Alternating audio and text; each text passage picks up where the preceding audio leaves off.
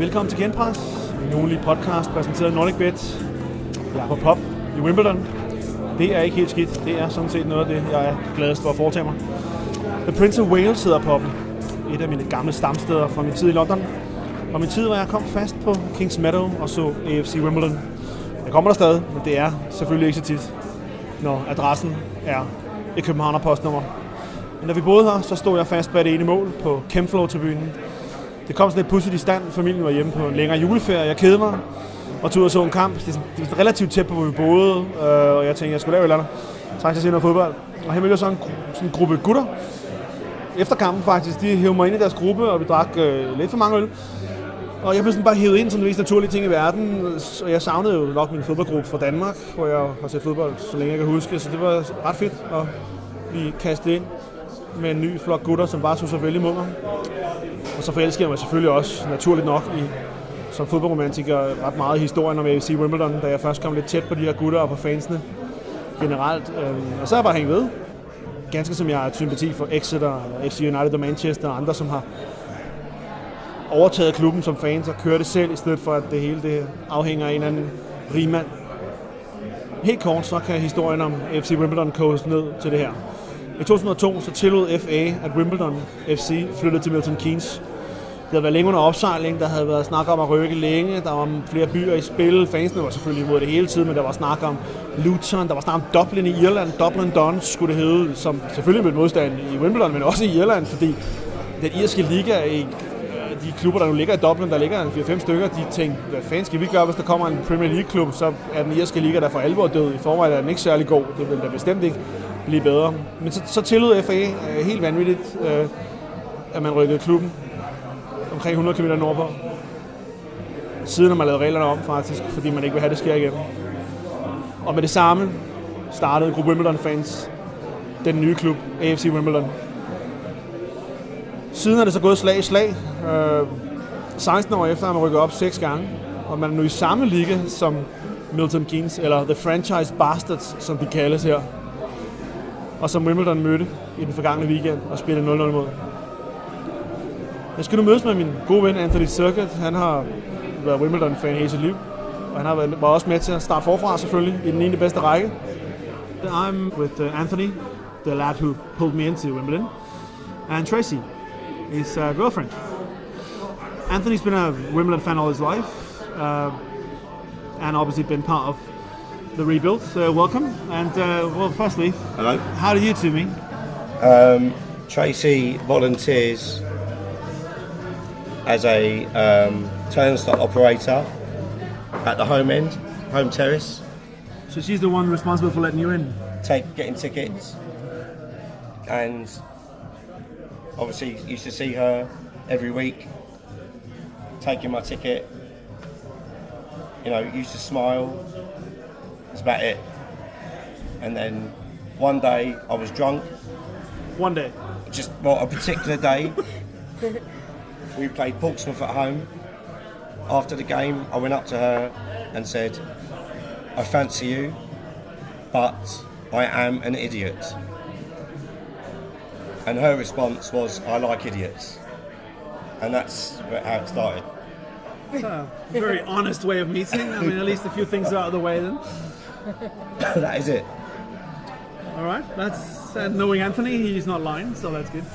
Some people would say that I'm punching above my weight, but I'll leave that open. And let's start with the game just gone by. Okay. Anthony, you went. Yeah. Tracy, you didn't. Why did you not go to the franchise game? I would never set foot in their ground. Why is that? It just makes my blood boil. I cannot bring myself to have anything to do with franchise.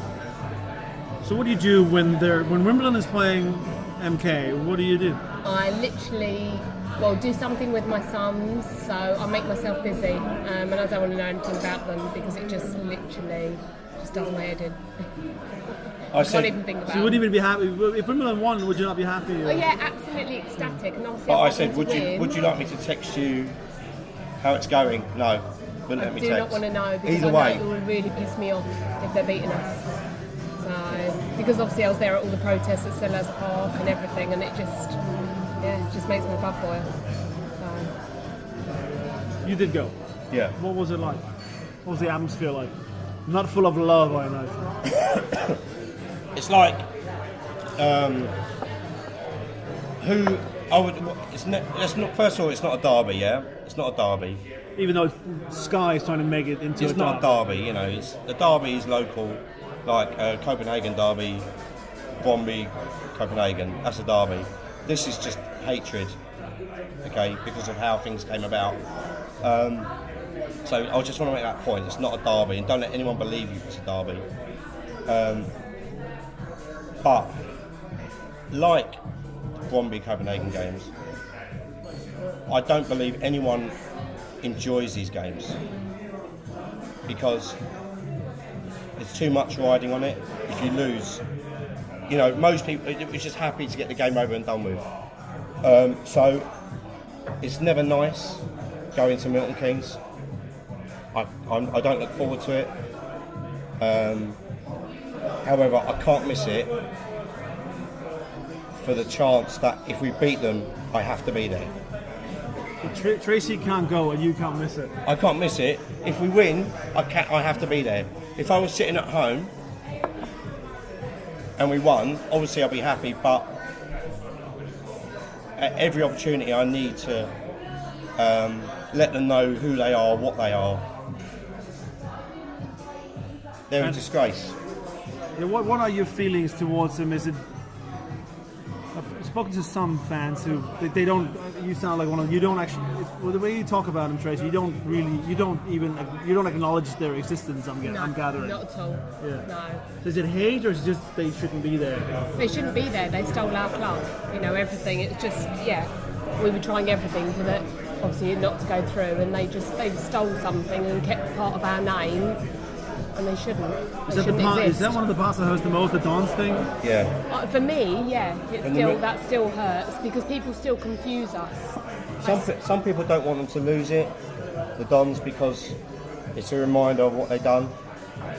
But I'll always remember, it doesn't matter whether they're called Dons or not, I'll always remember, that's good enough for me. They need to lose it. What have they got to do with Wimbledon? They've got nothing to do with Wimbledon. At the end of the day, I think that I'll give you an example. The policeman came up to me on Saturday and said, what would you do if you saw an 8-year-old Milton Keynes fan? He doesn't know anything. Yeah, he doesn't know anything. Okay?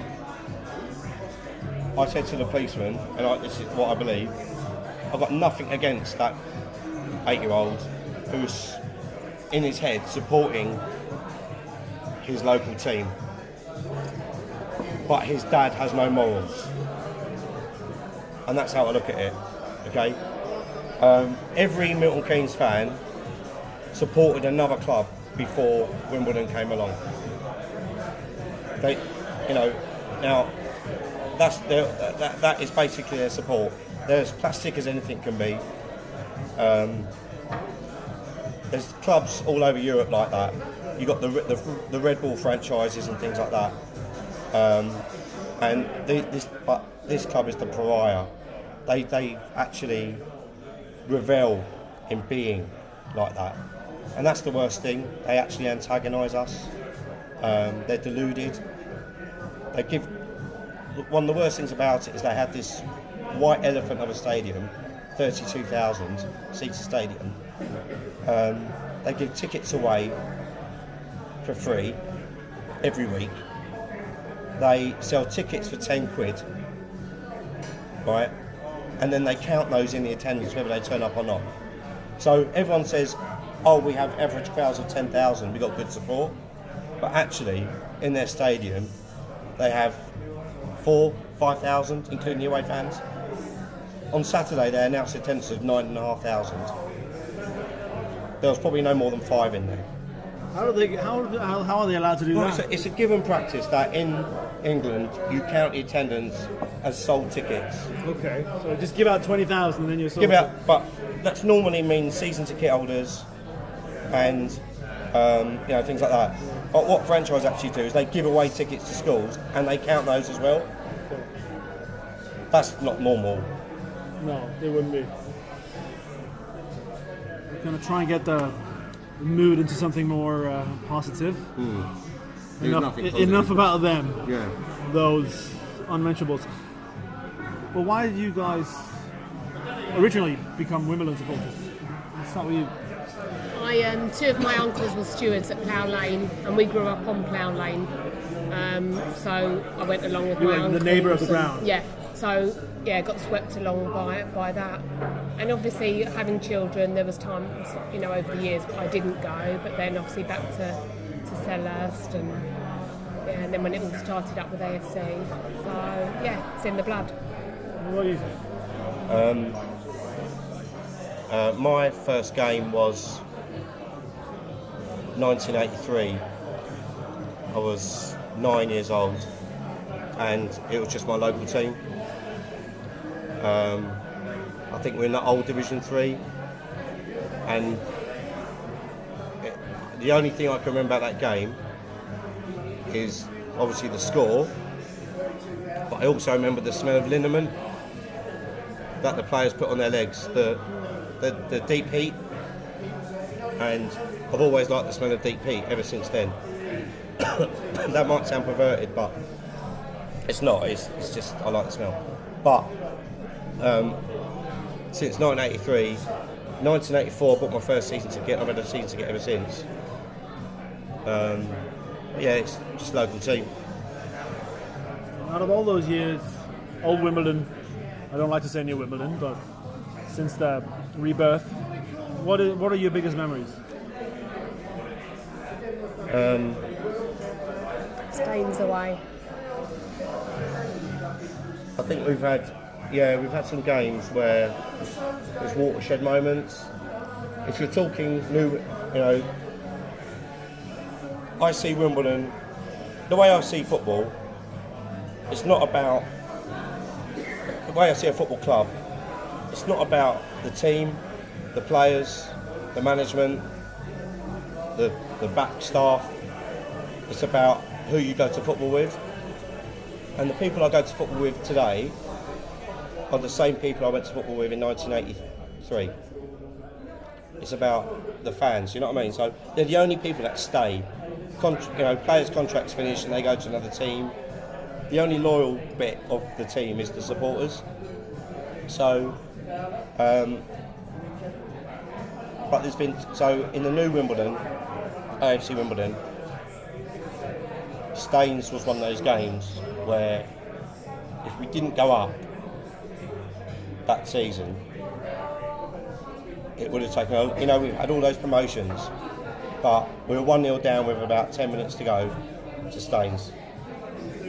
And we made a substitution, and we got a lucky equalised, didn't we? And then we scored with about 4 minutes to go, and it was just amazing that day. It was amazing at Staines. So that was a good memory. The old Wimbledon, obviously people say the cup final, 1988, but I was only 14 years old. I wasn't really drinking. That means you might remember something. Yeah, but if it happened now, you wouldn't see me, would you? You wouldn't see me for a couple of weeks. I think I just went home and watched it on Match of the Day. But yeah, obviously the cup final stands out. And this is the thing, is that going back to Milton Keynes, they say that they're the Wimbledon. Probably 0.1% of their crowd were at that cup final, and if they were, they were probably Liverpool fans. And I think that tells the story itself. To stay with them,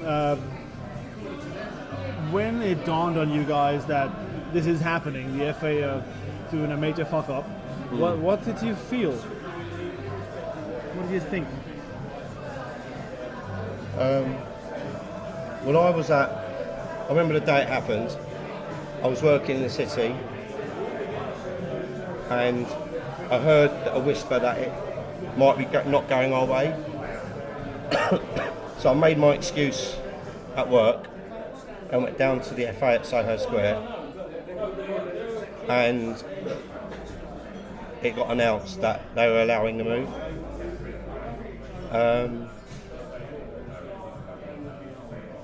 And my overriding feeling at the time was shock that they allowed it to happen.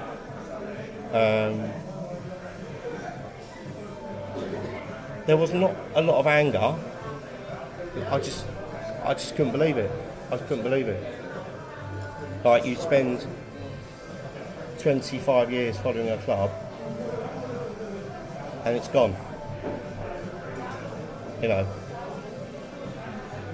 And that, you know, obviously there was people crying and stuff like that. But I don't think people understand what it's like until it ever happened to them. I don't think people can understand until it happens.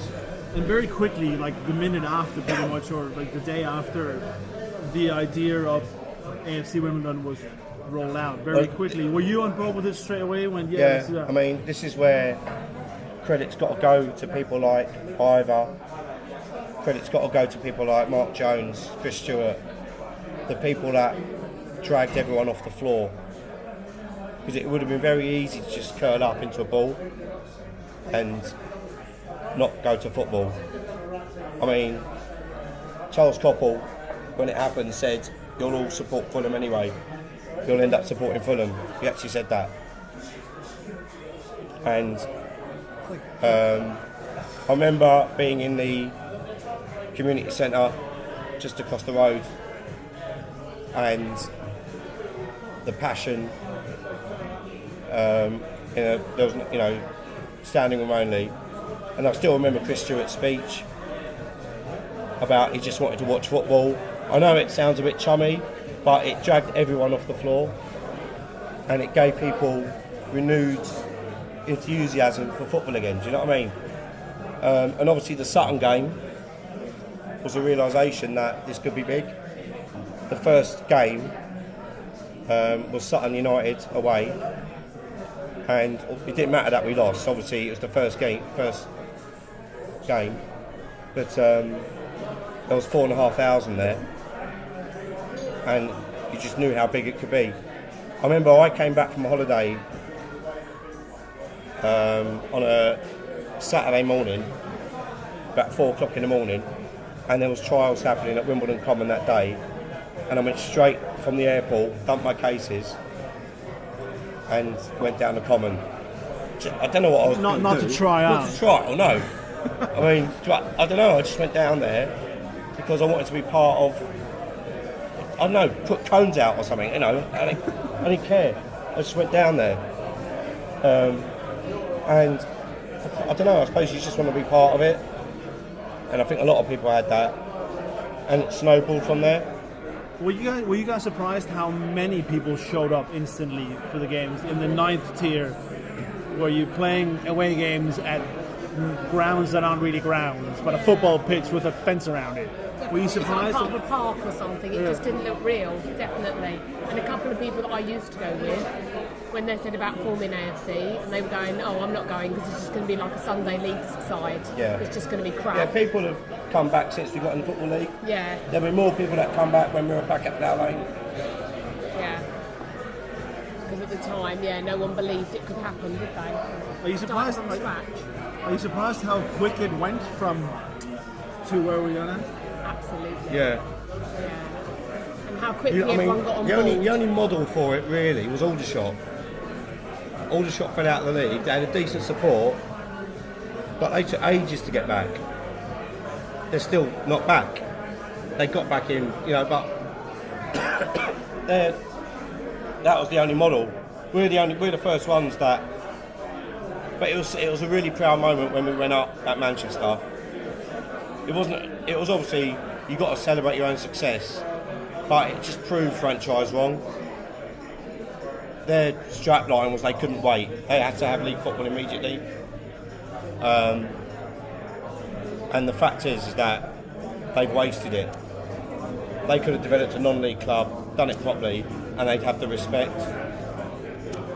And they chose not to do that, and that's why they got no respect within football.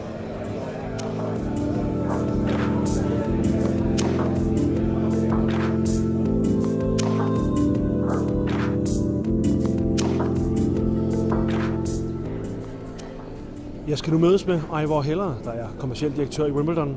Han og nogle andre startede klubben fra bunden, da de jo nemlig anført af Pete Winkleman rykkede den gamle klub til Milton Keynes, rundkørslernes hovedstad. Et forfærdeligt sted. Stadion ligger ved siden af en IKEA, sådan en form for amerikansk suburbia. Der ligger en IKEA og en Asta, og det er røv og nøgler. Hvis man har let til tungsind, så kan jeg kraftigt anbefale, at man holder sig langt væk. Heller er altså en af dem, der startede den her klub. Klubbens formand hedder Eric Samuelson og har en fortid som revisor i PricewaterhouseCoopers. Da han startede klubben, han har selv fan gennem mange år, bad han om at få en guinea i løn. En guinea er sådan en gammel britisk møntfod. Den er ikke noget værd, den findes ikke. Men han synes, det lød lidt mere smart end et pund. Altså, han arbejder altså gratis, og han rejser selv til mange af udkampene med togene, med de almindelige fans. Det er en noget anderledes klub, det her. Der er ikke meget champagne og rejemøder. I'm now meeting Ivor Heller, commercial director at AFC Wimbledon. So, Ivor Heller, commercial director, you must be making loads of money then. No, there's nobody, including the players, make loads of money out of us, that's for sure. Oh, I know, I'm teasing Ivor here. Yeah, no. Because I know that you and others have sacrificed a lot for actually rebuilding this club. Can you tell us your own story? Because I read somewhere you lost quite a few, well, a lot of things for getting into this. The truth of it is that most of the things that I lost, I bought on myself because I was more interested in working in the football club and following the football club and running things around the club than I was in running my business. Although I thought there were one or two people that could have helped me more than they did, there were some issues. Not just brought on by the club though. There was a horrible economic situation in the country. There were all sorts of other reasons that things happened there. So I don't blame the club for that. I blame myself. You made a clear choice though. I made a very clear choice. Yeah. The club and this club means everything to me, as it does to many people. And I therefore decided that, not necessarily consciously, but I would just sacrifice everything for the club. That's it, really. Yeah, the club I would put the club above most other things. And still do. Oh yeah, absolutely. Yeah. Any regrets on that here? Like how many years after? 15, 16 years after? It was 2002. Yeah. So this is our 16th season. So no regrets whatsoever. I mean, what we've managed to concoct from absolutely nothing, from a ground level zero, what we've managed to come up with is something very special. It's very neat. People respect us for what we've done. We've grown something that is going to be embedded in its own community again, as it should always have done. And by the time we get there, it will have been 29 years since we last had a home game. That's just incredible. And let's go back to 2002. How was it to rebuild everything from scratch? I don't think it was viewed necessarily as a rebuilding process. It was a I like to term it as a genesis. Whereas the idea was there. It was quite an obvious idea, really, if you actually think about it. They moved our football club 70, 80 miles up the road. We weren't prepared to call ourselves then, and we were never going to be associated with that town. So it was quite an obvious decision to try and start again. That what actually happened, and the reason things happened the way they did, was we got very lucky. We got very, very lucky.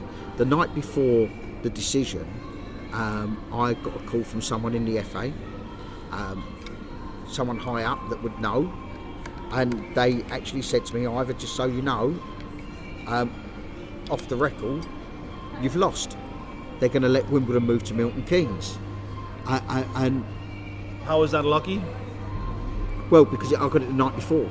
Okay. So on the 27th of May, that evening, I knew that we'd lost. So, whilst my plans on that Monday, were to go to Soho Square and demonstrate with everybody else and make a noise and, hopefully get the result that we wanted. But somewhere deep inside, I kind of half expected not to. So I'd started to lay a couple of loose plans. Whereas I'd basically talked to Trevor Williams, Mark Jones, and said, you know, if this goes wrong, we're going to have to get cracking straight away, because it was my opinion, and I don't know what other people thought about it, but it was my opinion that if we didn't get started that next season, we would lose momentum and probably never get started. Say never, we would have got started, but it would never have been the same. We wouldn't have had that same righteous indignation. People would have got out of the habit of going to football. There would have been all sorts of things that would have happened that would have made it much harder to get to where we got to now. So when I found that out, I phoned Trevor and I phoned Mark, and I phoned Chris Stewart. And when I spoke to those guys, it was like I'm not going to go to Soho Square and make a noise and shout at the FA and maybe do things I might regret later. I'm going to get started on what we need to do to get this club started again. And I'd be very happy if you guys would join me, except to Chris, who I said to him quite clearly, as the chairman of WISA, of the Independent Supporters Association, he had to go to Soho Square and do his thing. He had to be seen to lead the troops on that one, but while he was doing that, we would be busy starting the club. And then my comment to him was, we need to see you here the next day at like 9:30 in the morning, and in my opinion he should be the chairman of the new club. And that all happened on the 27th. On the 28th, myself, Mark and Trevor got together, and we started talking about what we needed to do. Mark was a designer by trade, and he started designing things straight away, because we knew that we had the AGM on the Thursday, the WISA AGM, and we knew that we had to be ready to win the argument. We had to win the argument that night. At 11 o'clock the next day, the decision became public, and we started to hear all the reports of things that were happening up there. But we, by then, had advice on people to speak to and started speaking to people. And in point of fact, the most important phone call of that day was to a guy called David Folkes at the London FA. And he was delighted to speak to us. And what he said was, they were based in Lewisham, you see. So he said, to get into a league, we had to get senior status. To get senior status, we had to have a ground with a minimum of a 3-year deal. Which you didn't have. Which we didn't have at all. We had no money, we had nothing. Right? They're the real basics. Once you've got the ground deal and the senior status, you can then go on and try to get into a league. And that will happen starting at, as you say, it was actually level 8 then, it became level 9 the next year. Oh, okay. But that's regardless, really. So he said to me, could we get someone to pick the form up the next morning, get it to us, fill the form out, and then he'd come and meet us to fill the form out with us once we've looked at it and done our bits and pieces. Okay, we can do that. He told us we had to form a limited company. Yeah. So what basically happened, by the end of that day, we'd talked to several different stakeholders. We'd talked to leagues, we'd talked to the FA. We basically had a road plan for what we had to do. The big problem was that the meeting with the London FA was on the, I'm fairly sure it was the 12th of June. It might have been the 10th of June, but the 12th of June rings a loud bell with me.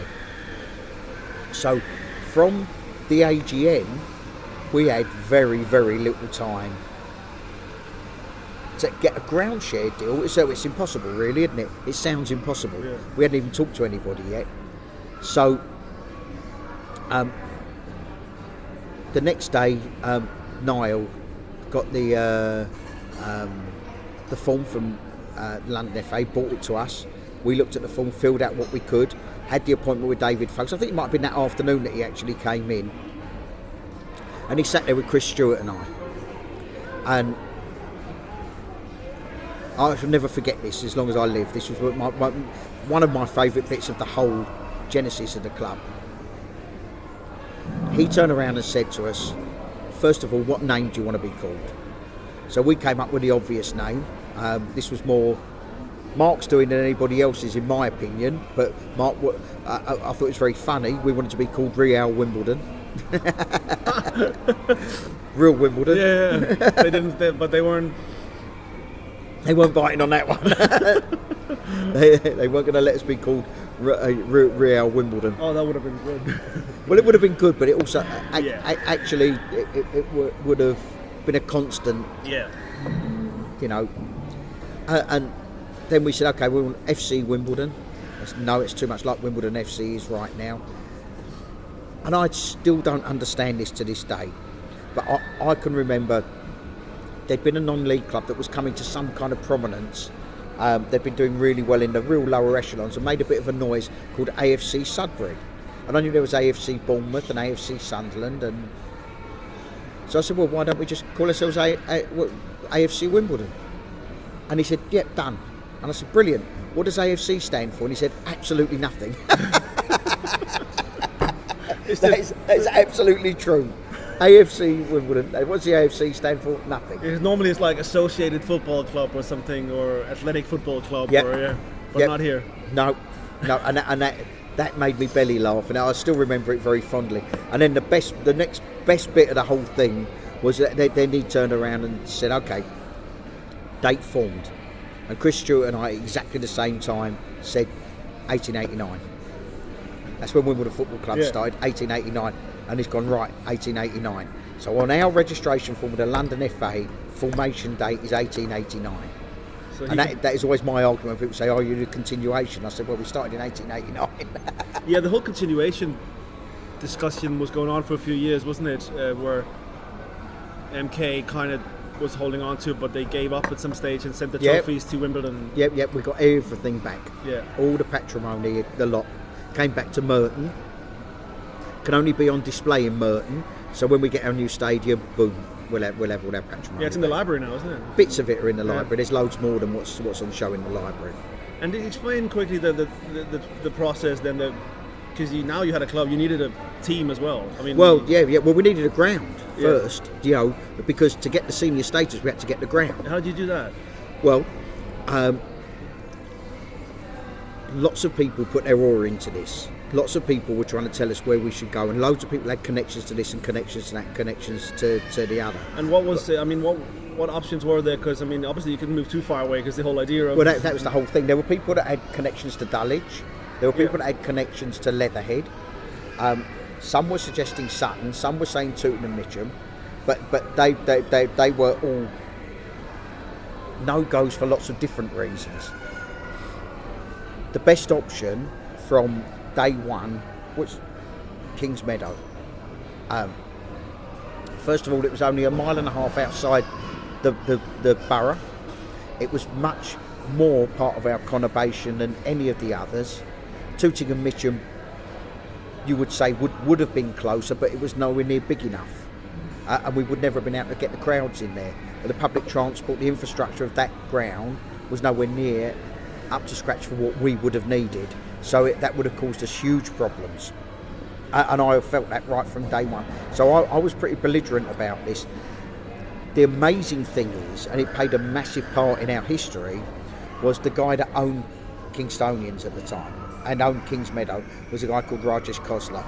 And he was an interesting character. I got on very well with Mr. Khosla, but it seems I was the only one that did. We approached him. He said, let's have a meeting. He asked how many people I thought we would get. I said, well, I think we'll get at least 1,000 people a match, which I had no idea. Yeah, it was more. It was a lot more than that. But I know, you couldn't. Everyone said I was mad for saying that. A team that was going to go into the lowest level of non-league football, saying they were going to get 1,000 a week was pretty stupid, really. But I did genuinely think that, because I was a Wimbledon fan when we were non-league first time round, you see. So I had the memories of, well, even when we were doing absolutely appallingly and going nowhere, and the club was really struggling, we used to get 1,400 people, and we were awful. Now, we would go in at this level and we would win leagues and we would win cups, and we would have a lot of fun, and that would bring crowds in. I felt it would bring crowds in. So I said to him, oh, it'll be 1,000. His answer to that, well, you could just see pound signs going around in his eyes, because he's like, well, that's 1,000 people that are going to come and drink in my bar. and I can't get 1,000 people for Kingstonians, and I can't get, he basically had 5 teams playing on that pitch at the time. Okay. He was a greedy man. You know, I don't think he'd even mind me saying that, because I got on really well with him, and he was a lot about money. He'd bought Kingstonians from the administrators when they went bust, and the administrators did a diabolical thing to a football club. They separated the football club from the asset of the ground. As soon as you do that, you've seen that before, Palace, other places. Yeah. As soon as that happens, the football club's going to have a lot of problems getting back on earth. Yeah. So it proved to be. So the ground was sorted. You ground shared. You ended up buying the ground. Yeah, that's right. Yeah. But the team, you needed 11 players. Yeah. We Terry Eames had helped us in the fight against. Had been very supportive throughout the whole thing. Had turned up at a lot of the big events, and so we turned to him for some advice very early doors. He introduced us to Nick Robinson from the Ryman League, and we got on with sorting out what we had to do. Once we got the senior status and the ground deal done, we thought we would get into a league. We felt we would get into a league, so we organised trials on Wimbledon Common, and that was interesting. A lot of people, I read. A lot of people. A lot of people wanted to play football. A lot of people wanted to play football, and it was a very funny day. They came from everywhere, absolutely everywhere. They were. One flew in from Finland. We had a Chilean international there, apparently. It might have been an under 21. It was definitely a Finnish under 21. And there were just. We lost count at about 250 people. Jesus. Luckily, loads of coaches turned up to help us. And people just turned up. Terry Burton, our old manager, turned up. Alan Batsford turned up. Sky TV turned up. BBC TV turned up, because they all wanted to see this football club starting from nothing. We begged, stole and borrowed equipment, and we tried to register everybody. So we were walking around with clipboards, writing people's names down. We couldn't compile all the people that had come in. It was impossible. So I got a job of sorting out a whole group of players and writing their names and their contact details down and putting a number on them and everything. And as I'm walking through, and they're all much bigger than me, all the footballers. Well, yeah. So I'm looking at a lot of chess going, name, Bill Smith, blah, blah, blah, blah, blah, blah. And then I came to I stood in front of this guy, and I didn't look at any of the faces. There was no point.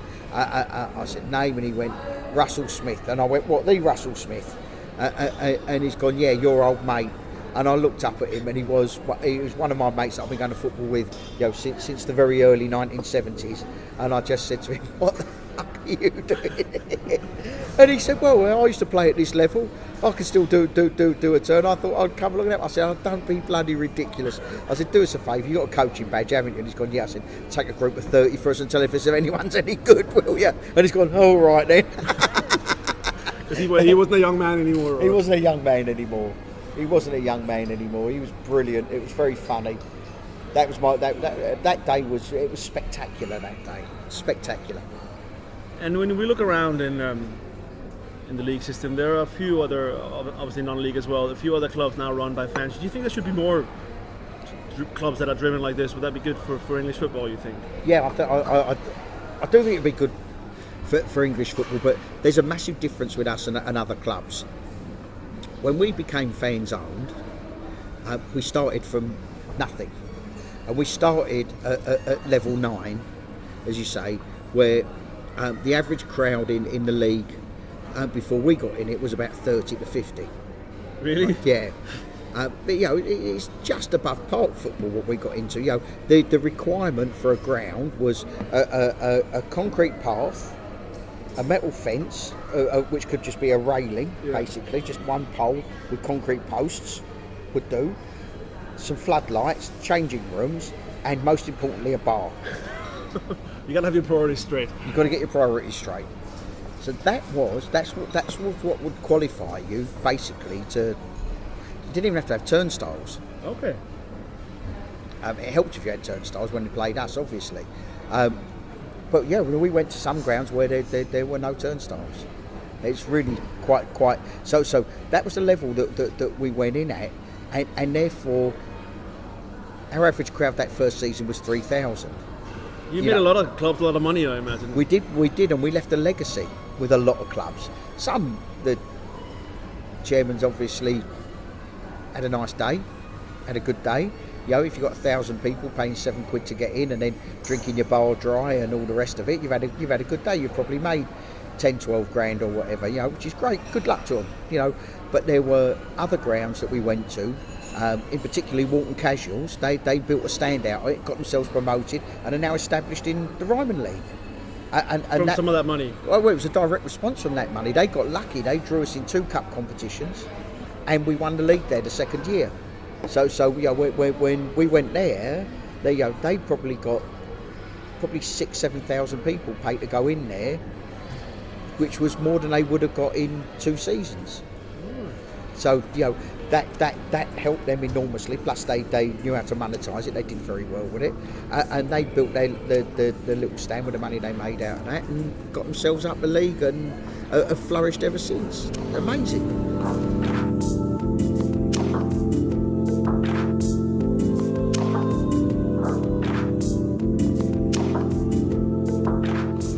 We're going to talk about someone you don't like to talk too much about now. Okay. Club up north, MK. You just had a game. Wimbledon just played in this weekend gone. Did you go? No. Why? Because a couple of reasons, but first and foremost, we had the game on at Kings Meadow on a beanback, so I could still watch the game. I wouldn't have missed a game. I don't miss the game for, you know, I find it very difficult to miss a game. Have you ever gone to their ground? Yes, twice. Okay. Twice. The first time I went there was when we played them in the FA Cup, the first time. Yeah, I was at that one actually, I remember that. Yeah, that was a horrendous day. For me it was really horrible. Something happened to me that day. It was really weird. We took 14 coaches there and 3,000 fans in all. I booked onto a coach, and we managed to book a coach where it was all our friends. So we were in one group, and we were on the first coach. The tension was really horrendous. It was horrible. Felt really bad. There was no atmosphere on the coach on the way there. It was almost like we were going into battle in a lot of ways, I suppose. It just felt horrible. When we got there, there were a couple of TV crews that were actually had asked if they could interview me, and I declined, but they were still looking for us. They were trying to film people when they came off, and I know they were actually looking for me. And the weirdest thing happened. I set foot off the coach and I burst into tears. Completely involuntary. I didn't feel like anything like that was going to happen.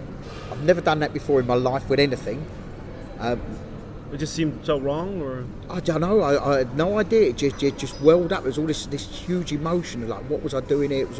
It felt so wrong being there. Yet I had to go and follow the team, and it was an absolute quandary of how to deal with things. It really just went. I mean, it's being in the media. It's they're trying to make it into a derby of some sort, which you don't see like that at all, either. Well, no, well, definitely not a derby. I mean, to me, the definition of a derby are 2 teams that are local.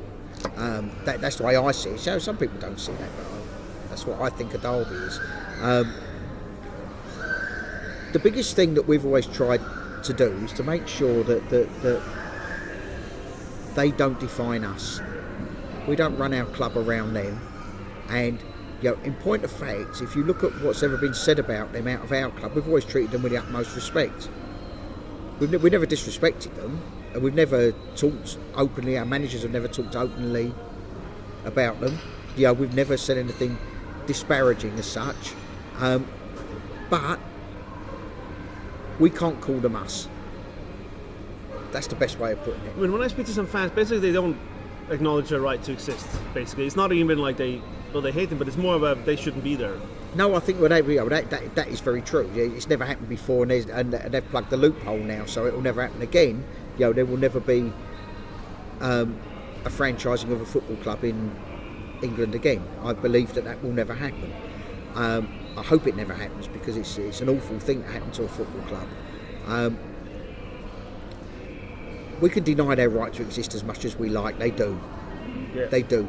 Yeah, we have to try, and the Football League should be working with us to find a way forward, and that's it really. Yeah, there has to be a way, but I don't think they can ever expect us to call them us.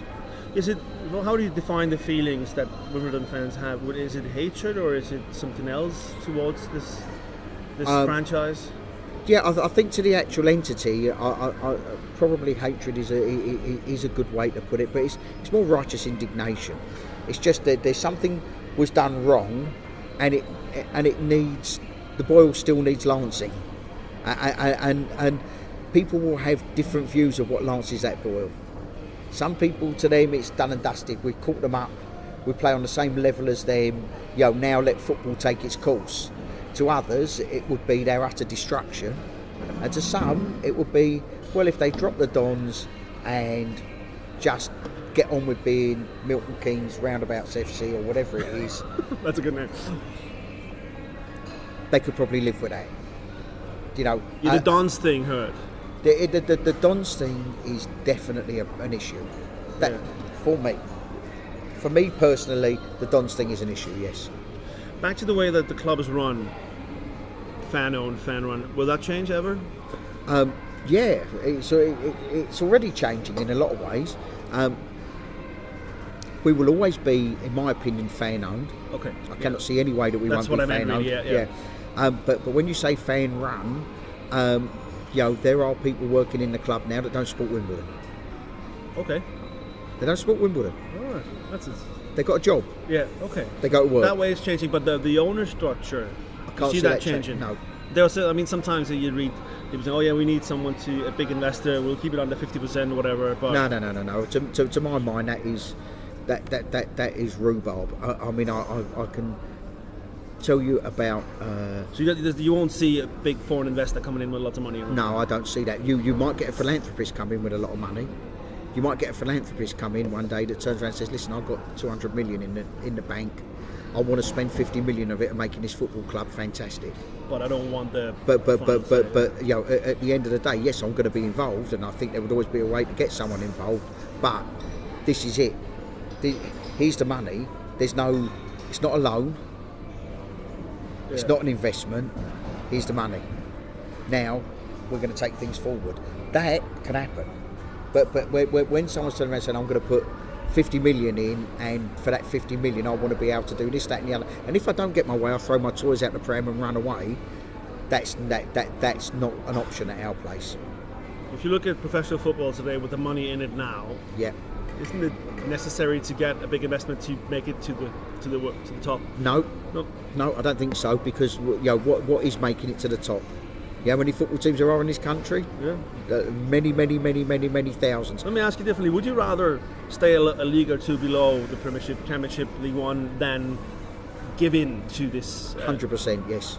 100%. Yeah. Once we're back at Plough Lane, if people say to me, and this is my personal opinion, it's not the club's opinion, and some people look at me and say, "You're mad and you're not telling the truth," but I am telling the truth. I first started going to Plough Lane the early 1970s. And I loved that place. With my heart and soul, I loved that place. I've never felt more joy in my life than I did when I was at Plough Lane. I loved it. Yeah, I'm just going to recap what this short version of the story. That Wimbledon is not playing in Borough of Merton, where Wimbledon is. The original club left Plough Lane in '93 and had to ground share with Crystal Palace, Sellers Park, which is not really close either. 91 actually. 91, okay. Yeah. Right, 91 moved to played in Croydon, really. A bit far away as well. After rebirth, now at Kings Meadow, just outside the Borough of Merton. But now the club has the proper planning permits and building a new ground very close to the old ground. The ground now in Kingston only holds a bit less than 5,000. The new one will have 10,000 and possibility of becoming 20,000 seater or stand. I mean, and how important would that be for the club's chances in the Football League to get this bigger ground and to move back to where you belong? That changes everything. The whole game plan changes. The minute we get back here, we will have the capacity to attract bigger crowds, making more revenue. We'll have a banqueting hall to be very proud of that will make us a lot of money. We'll have a couple of restaurants that will make us a lot of money.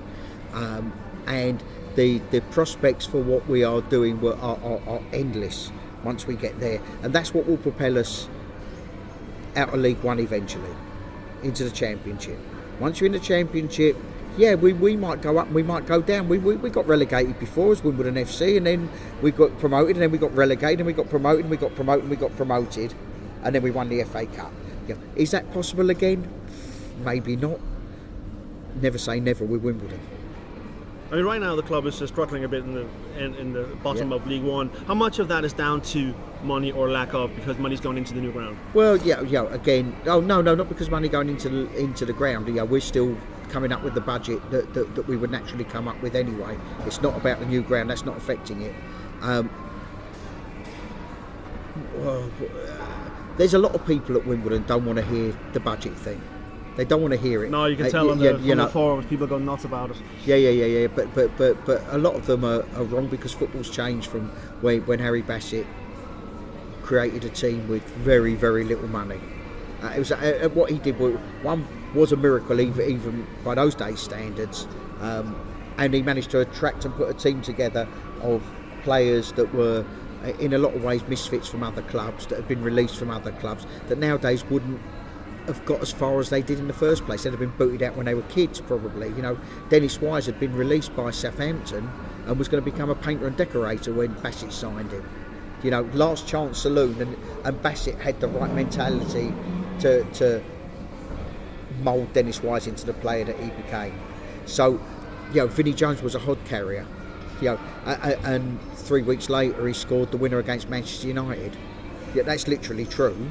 Now that sort of thing is not going to happen in this day and age, and I think that people need to get a realism around that. And whilst you can punch above your weight, as we have done every single season since we've been in the Football League, for sure, I think that a dose of realism, it is actually factually proved in football that the teams with the lowest budgets eventually come unstuck every time.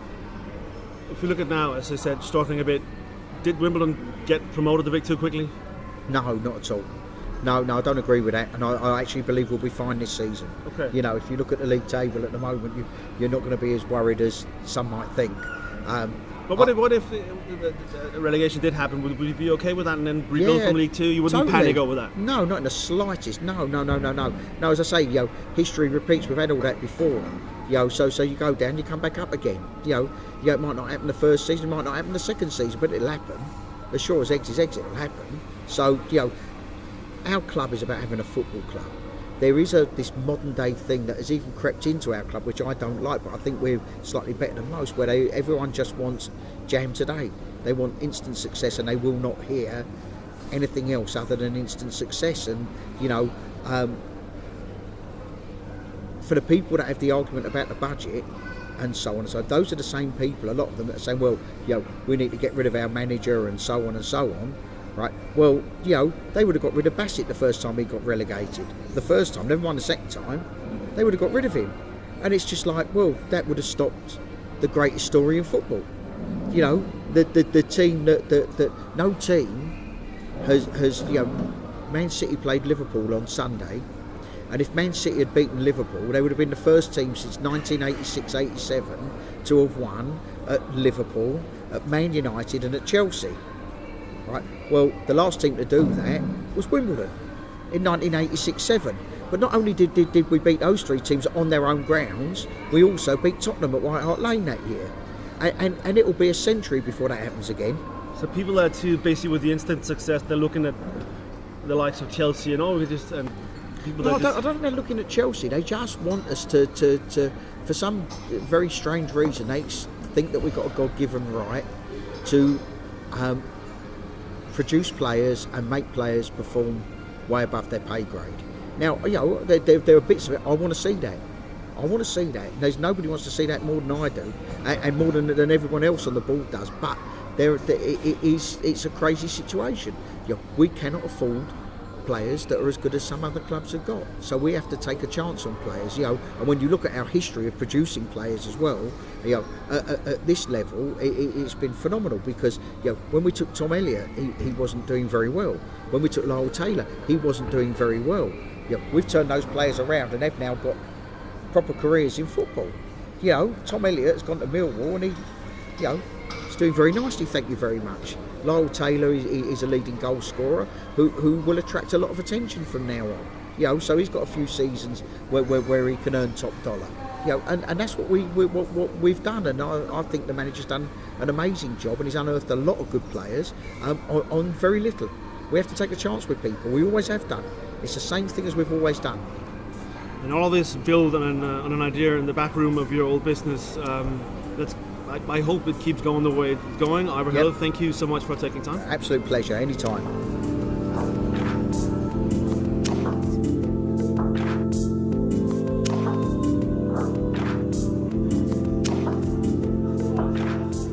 I'm back with Anthony and Tracy now. So if we look at the club structure, would you want the club to stay on fans' hands for whatever price there might be, even if the price is not progressing as far as you might be able to do if some rich man from America came along? I prefer it to stay as fans club, because we've had it all before. We've been sold down the river, so I'd much prefer to stay at this level and stay a fans owned club. 100%. When you've been through what we've been through as a football club, you know the pitfalls. At the very top level, there's people coming into the game with millions and billions of pounds, and when they leave, the club is left as an empty shell. Pompey, Leeds, Man City, they've all been through administration. Palace, how many times have they been in administration? Their fans don't learn. All they want to know is about the Premiership. It's like football never started. Before the Premiership, it's like football didn't exist. And there will be a glass ceiling. I know, it won't happen again what Wimbledon done, going through on a tight budget. However, the pitfalls of not having a club, because you put it in the hands of one person who can play with it like a toy, is too much of a risk. How far do you think a club like Wimbledon can make it with the new ground and the possible earnings of that? How far? Well, what's realistic here? So, at New Plough Lane, you've got to be looking at Championship. And then once you're in the Championship, it is possible. I mean, I don't want to quote Bournemouth as an example. They've got a small ground. It's only 14,000. Yeah. However, people forget that they've got a Russian billionaire behind them. Oh, yeah, that helps. And all right, compared to United, Chelsea, Liverpool, yeah, it is a budget. Same as Leicester. Like that's a budget, but it's still. Leicester is not a poor club as it was made out to be. They've got the Thai billionaire. Bournemouth got the Russian billionaire, if I'm not mistaken. So it's not the same, but the fact is they've still done it on a 14,000 attendance. So it's not that you can never get to the Premiership. Hard work will always override. If it was just done on attendances and money, you could predict the league table, couldn't you? Do you know what I mean? So you can't write off Wimbledon. That's the only thing I'd ever say. You can never write off Wimbledon. But yeah, you'd be looking at a solid Championship club. Som Anthony lige sagde, man kan aldrig afskrive Wimbledon, og det håber vi er rigtigt. Og det var også det, vi nåede den her uge fra Wimbledon, fra London. Jeg er tilbage næste uge med endnu en omgang Genpres på Genhør.